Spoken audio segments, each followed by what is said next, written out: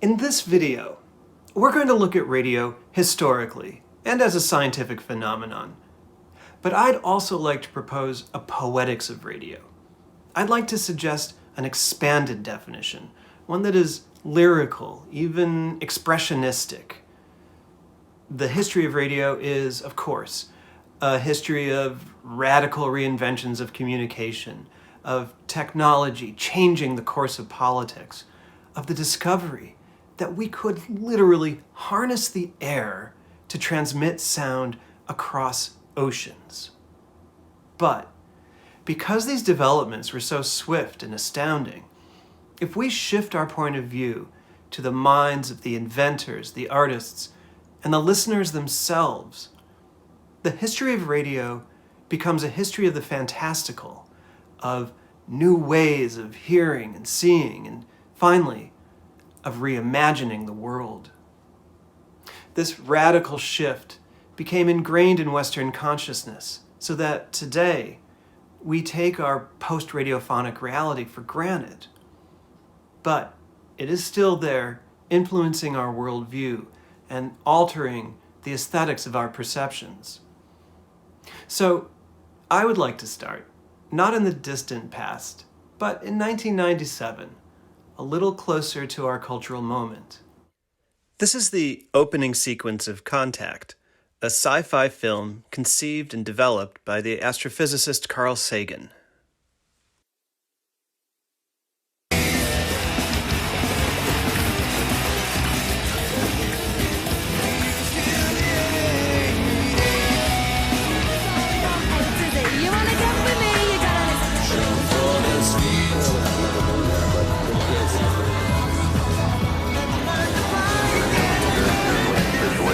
Obviously a major malfunction.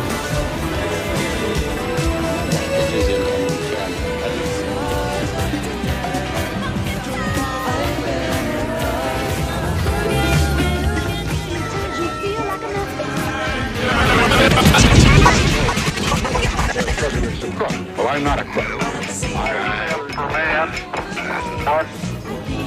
Robert Kennedy was shot in that ball. We are free at last. A sniper has fired at President Kennedy.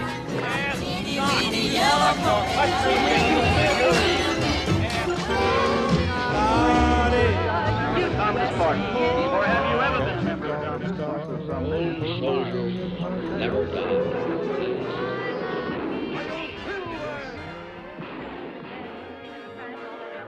Something never before experienced. 1941, a date which will live in...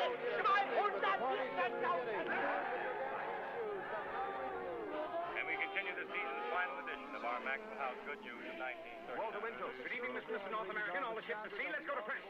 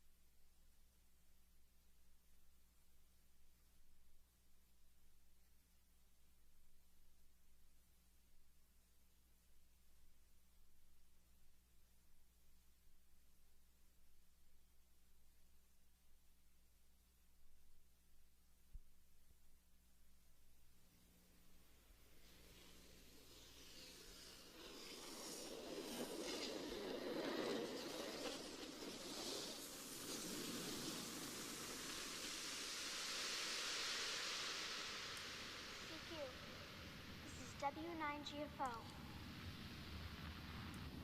CQ, this is W9GFO here. Come back. CQ. CQ, this is W9GFO here. Come back. Did you notice that in the soundtrack, we hear a sort of backward history of broadcasted sound. The sequence starts in the film's present moment, with a cacophonous mix of rock and pop radio. And as we pull back from the Earth, the signal falls deeper and deeper into the past. Richard Nixon, the moon landing, 50s AM radio, and as the signals become more dispersed, faint and isolated, the bombing of Pearl Harbor, old-time radio drama, 1920s hot jazz, and finally, the earliest radio experiments, crackling voices, faint telegraph signals, and far-flung static.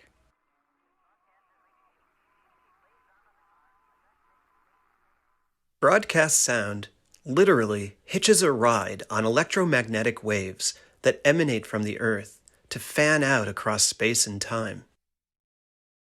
This video dramatizes Guillermo Marconi's first radio transmissions, broadcast in 1894, as they travel out into space at the speed of light. Over the course of 100 years, remnants of these signals pass by thousands of stars. The signals could theoretically travel up to 100 light years from Earth.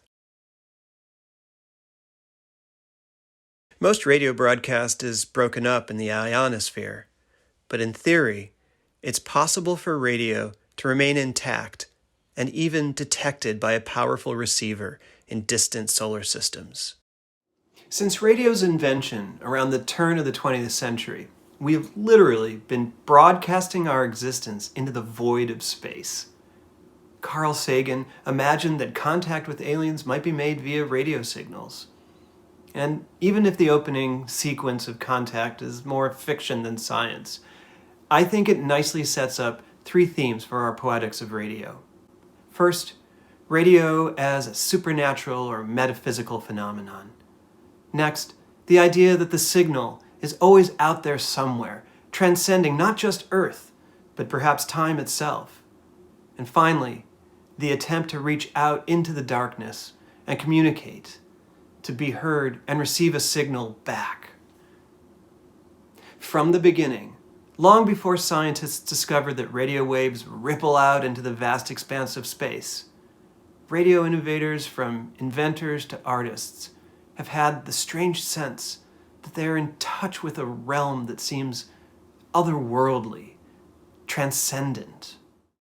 Today, instruments on NASA space probes record vibrations, electromagnetic waves from solar winds, nebulae, and planetary magnetospheres. Cosmic radio waves can be picked up by specialized antennae and radio receivers. Scientists call this relatively recent technology radio astronomy. This allows us to open up our definition of radio to the cosmic. The use of radio telescopes hints at the idea that the universe itself is a radio broadcast. The vibrations these instruments receive are beyond the spectrum of visible light. We're finding that we can use sound to reach out and literally touch the farthest reaches of the universe. Using instruments that are more like radios than optical telescopes, we can feel our way around the inconceivably vast darkness of the known universe. On the largest scale, this electromagnetic radiation emanates from astronomical objects, ranging from planets, stars, and galaxies, to the lingering debris of the birth of the universe itself, the Big Bang. You can hear the ringing of space-time in cosmic microwave radiation, a remnant from the very earliest stage of the universe.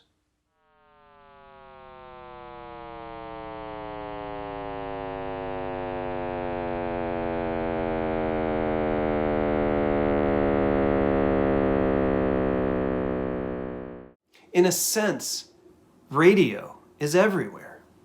You could say that the universe is humming with radiophonic activity. Some of these signals can be heard right here on Earth. These electromagnetic pulses, caused by sunspots and other solar activities, enter the Earth's ionosphere and can be picked up using simple wire antenna hooked up to a high-gain amp. They're known as natural radio. There was a burst of static from something pretty close, a lightning storm. There's just a whole litany of different natural radio sounds to record. Hisslers and growlers and howlers and tweaks. These clusters like a pack of dogs barking. Oftentimes when I'm recording, you'll hear kind of a and maybe a second or two later you'll hear the electromagnetic pulse from the lightning bolt takes a round trip to the opposite hemisphere, and then it bounces back. And in making this long trip, the frequency components are spread out, so you get this downward falling tone, like a sigh or a hiss. These receivers are sensitive enough that a lightning storm could be happening 1,000 miles away and the static would still be strong. You can just hear all the snapping. Let me turn on this speaker amplifier. You just can imagine there is so much. Oh, in fact, we're hearing some nice noises now coming in. This natural radio was first heard on field telephones, newly introduced in the trenches of World War I. Soon after, newspapers speculated that they were supernatural. Of course, we think of radio as more than just a natural phenomenon. It's a signal sent with intent. It is communication. But even long-distance vibrational communication isn't limited to the human realm. Many animals send signals to each other by making things vibrate. The ground, twigs or leaves, a body of water, a spider's web. This seismic communication is practiced by mammals, birds, reptiles, amphibians, insects, arachnids, crustaceans, even worms. Here are some insect sounds recorded by placing a phonograph needle cartridge on a leaf or a twig in the ground.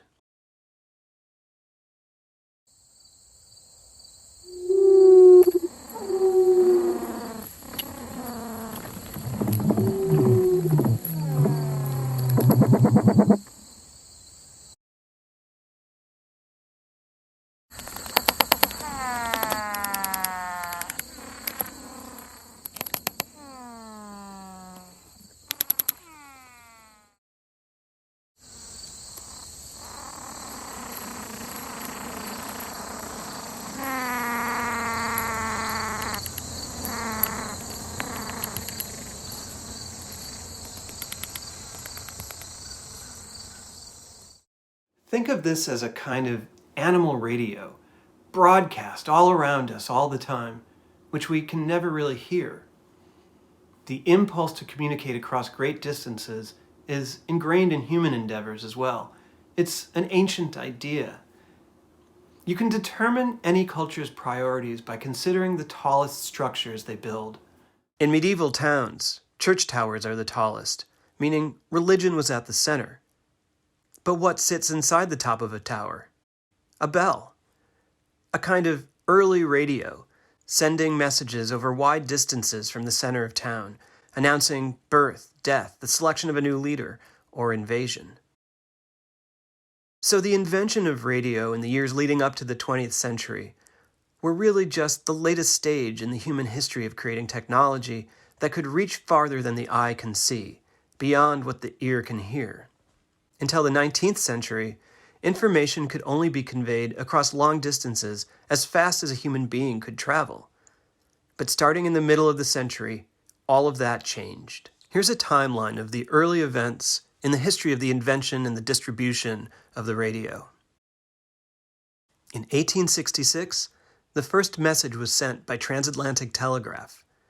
In 1876, the telephone was invented. In the 1890s, Marconi, Tesla, and others were creating the first wireless radio systems. In 1901, Marconi made the first transmission of radio across the Atlantic. In 1906, Christmas Eve, the first human voice was heard on a radio. In the 1920s, radio communication was becoming common for shipping and in the military. And radio stations began to proliferate in the United States and Europe. By the 1930s, radios were commonly found in homes. Along with the telegraph and radio, the period of time between 1880 and 1918 saw the invention and proliferation of medical X-rays, cinema, the phonograph, bicycles, automobiles, and airplanes. The pace of life accelerated at breakneck speed. The reach of communication exploded from the local to the international. It's hard to conceive of what an enormous paradigm shift this must have been. As the range and bounds of broadcast expanded exponentially, so did the fantastical associations.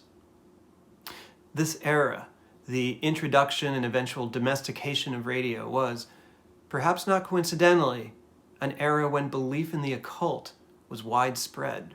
As the wireless found its way into more and more homes, it was not uncommon for people to believe that this new, mysterious device transmitted living spirits, allowing direct communication with the other side. It seemed to come out of nowhere, out of thin air, this disembodied voice. It took an ordinary-looking piece of furniture, a wooden box, and invisibly animated it. People believed that hidden in the crackle and the static were voices of the dead. Radio wasn't just broadcasting from a human-made transmitter. It was broadcasting from beyond. All the major inventors of the early days of recorded and transmitted sound believed in some form of the supernatural. Many of them were seeking ways to reach beyond the human realm through inventions in sound. Thomas Edison, the inventor of the phonograph, the light bulb, and the kinetoscope, an early movie machine, believed that the body and soul were made up of life units, millions of small, noise-producing beings. When he died, Edison was developing a hypersensitive microphone, which he believed would be able to capture and store these life units, or sounds, as they leave the dying body, extending the notion of recording beyond material sound and into the registers of spirit and energy. Guglielmo Marconi, one of the major contributors to the invention of wireless telegraphy and radio, developed an interest in immortality late in life. He believed that sound never died, that sound waves flowed permanently even as they grew weaker and the signal dissipated into the universe, so that all sounds that have ever been made, of Joan of Arc crying as a baby, or the first performance of the soliloquy from Hamlet, still exist somewhere out there. One only needed to build a radio powerful enough to tune in and capture the signal. And then there was Nikola Tesla, the Serbian-American inventor and physicist. He invented alternating current and made many early radiophonic discoveries, battling Marconi in court over the patent for radio. In 1943, the Supreme Court credited him as the inventor of the radio. Earlier in his career, he demonstrated radio-controlled cars and boats to the amazement of the audience. Further in his career, his experiments became more and more bizarre. He created artificial lightning in his hand, invented a death ray that thankfully was never built. At the turn of the century, at his lab in Colorado Springs, he believed he was receiving extraterrestrial broadcasts from Mars or Venus. He noticed that the ionosphere was full of radio and electrical signals. Those were actually the natural radio we heard earlier, and he was able to pick them up on his transducers. He heard patterns in the signals. These were probably due to relative positions of the planets in their orbits, but he believed the signals were extraterrestrial radio broadcasts. He tried to signal Mars by radio and attempted to unify his theories by proposing that the Earth was itself a giant satellite dish, a kind of cosmic transceiver. In his book, The Cult of the Imaginary Wavelength, James Say writes, "All of Tesla's experiments with radio and electrical power lie at the very heart of the notion of an imaginary wavelength, bringing inextricably together the body, the signal, and the aesthetic and scientific possibilities of wavelengths as supernaturally exact media." The common thread that links all of these concepts is the idea that sound somehow crosses beyond the physical realm, that sounds both run through and can escape the confines of bodies, human or planetary, to be broadcast into infinity, if only we could hear them. This sounds fantastic, but the idea of the imaginary wavelength has stayed with us from the early days when radio seemed to be a supernatural phenomenon. The realization of radio, of wireless signaling, brought about a dream of absolute communication, of total universal contact. We still share this dream of a universe of total traversability. All things will be accessible to all other things, and all other things accessible everywhere. Now we call it the internet. As we've seen, with the invention of the telephone, the telegraph, and radio, comes a radical shift in consciousness regarding space, locality, and our relationship to distance and speed. This coincided with the advent of train travel and then travel by air, so that local and national boundaries were beginning to dissolve and the pace of life got faster and faster. The new technology has opened a space for new realities in the public imagination. As always, artists were at the forefront of these paradigm shifts, at times paving the way with flights of the imagination, ideas that were perhaps too fantastical to ever be realized, but proved prophetic nonetheless.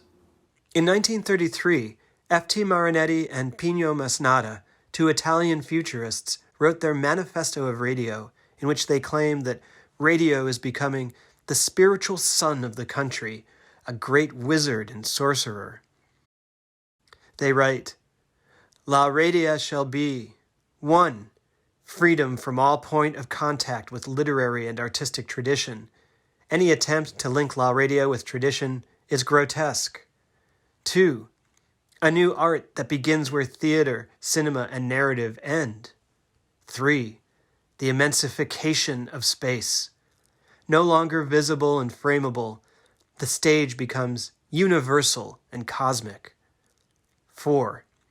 The reception, amplification, and transfiguration of vibrations emitted by living beings, living or dead spirits, dramas of wordless noise states. 5. The reception, amplification, and transfiguration of vibrations emitted by matter. Just as today we listen to the sound of the forest and the sea, so tomorrow shall we be seduced by the vibrations of a diamond or a flower. La radio shall be the immensification of space. No longer visible and frameable, the stage becomes universal and cosmic." In other words, radio space is everywhere. Radically different from site-specific sound, it inhabits any one of countless possible spaces. Not only that, radio even begins to replace consciousness itself.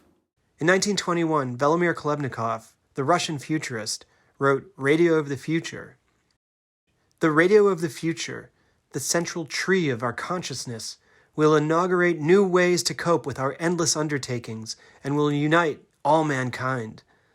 The main radio station, that stronghold of steel where clouds of wires cluster like strands of hair, will surely be protected by a sign with a skull and crossbones and the familiar word danger, since the least disruption of radio operations would produce a mental blackout over the entire country, a temporary loss of consciousness." There is an uncomfortable association between futurism and fascism that cannot be ignored. Marinetti once wrote, "We intend to glorify war, the only hygiene of the world, militarism, patriotism, the destructive gestures of anarchists, beautiful ideas worth dying for, and contempt for women." Not surprisingly, he went on to support the Italian fascist dictator Mussolini during World War II. There is ever a thin line between utopian futurism and a kind of socio-historical death wish. As an example, let's look back to 1897, when W.E. Ayrton wrote, "There is no doubt that the day will come, maybe when you and I are forgotten, when copper wires, gutta percha covering, and iron sheathings will be relegated to the Museum of Antiquities. Then, when a person wants to telegraph a friend, he knows not where, he will call in an electromagnetic voice, which will be heard loud by him who has the electromagnetic ear, but will be silent to everyone else. He will call, "Where are you?" And the reply will come out loud to the man with the electromagnetic ear, "I'm at the bottom of the coal mine," or "crossing the Andes," or "in the middle of the Pacific." Or perhaps no voice will come at all, and he may then expect that the friend is dead. The other side of universal communication of the imaginary wavelength is the recurring anxiety that silence equals death. Two things. One, the realm of total traversability, absolute, immediate, and universal communication. But the logical reverse of this is two, that if you hear nothing, no one is there. The idea that the line is dead, and if the line is dead, so is the person. This is the logic of total transmission. If all sounds exist at all times, and we could potentially receive them, then if a person has no voice, cannot be heard, it is because they're buried underground. Or that voice is the only sign of life. In radio transmission, voice is the only body. The first radios, you might say that they were a voice from the other side. In these writings and manifestos, inspired by early innovations in the transmission of sound, you can hear an exhilaration at the discovery of a deep connection between sound and consciousness. Now, advances in neuroscience are demonstrating a physical, synaptical basis for this relationship. Even as the brain is listening to the outside world, it's resonating with that sound like a tuning fork. You can actually hear the brain if you have the right equipment. If you play a sound to a frog, frogs are very, very dependent on sound. You drop an electrode into their auditory nerve, you will hear the sound that the frog is hearing because it is so absolutely represented. Change in the frequency or change in the pitch will be represented in how the nerves fire. In fact, the working brain makes its own sound continuously. Horowitz calls it a neuronal symphony. It sort of sounds like a well-tuned, old-school radio noise or crackling sound. You actually start hearing tonality and you start hearing little songs. Radio is a psychic medium. By transmitting with sound and without image, by making the experience isolated and internal for both the broadcaster and the listener, it's the closest any art form comes to conveying the experience of being inside another person's head, or having physical access to their thoughts, or even thinking these thoughts yourself. You could compare the intimate connection we form with the radio voice to the connection we make with a narrator in prose. As with reading, we create the character from our imagination. But text does not come to you alive. The author is long gone. What she's left behind is code that we process and reactivate. But the radio voice speaks to you directly. Through vibrations in the air, the radio voice physically inhabits your mind. The listener is intensely, emotionally connected to the speaker. Because the radio voice is disembodied, it leaves space for us to project our own fantasy of the speaker, driven by instinct and desire and sometimes even fear. In the absence of a form, you construct a body for the voice from your own imagination. So the connection we make with this voice is deeply intimate and personal. When it comes to you live from out of the air, it's real, tangible, ghostly, but present.